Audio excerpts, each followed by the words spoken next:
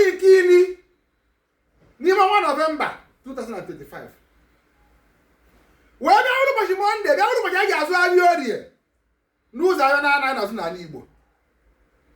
Mụnwere isi Imperial Majesty Dr Ambassador Prosper Chukwuka Ezeigbo Gburugburu the second n'ụwa niile. Akajiofo Igbo niile. Eze Omeiheukwu of Nkwelle Ancient Kingdom Anambra State.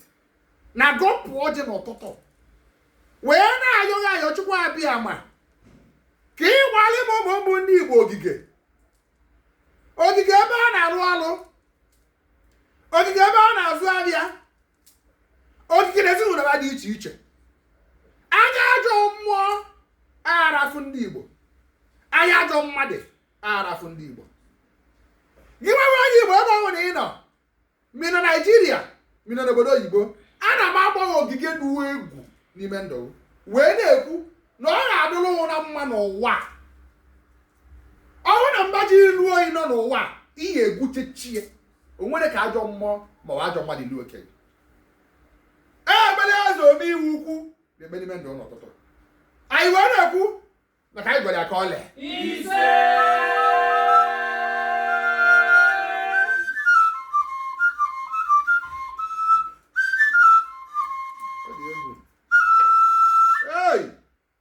Ọwụsa ndị chịara izinụri nne n'ogige unu na-agbalị ụmụ mbụ ndị Igbo n'ụbọchị taa. Nne na ọjị nke unu kwunu taa dị n'otu ka anyị taa n'ibe. Ibe a na-ekwu okwu ebu na ọbara ịgba anyị egbu onwe ya.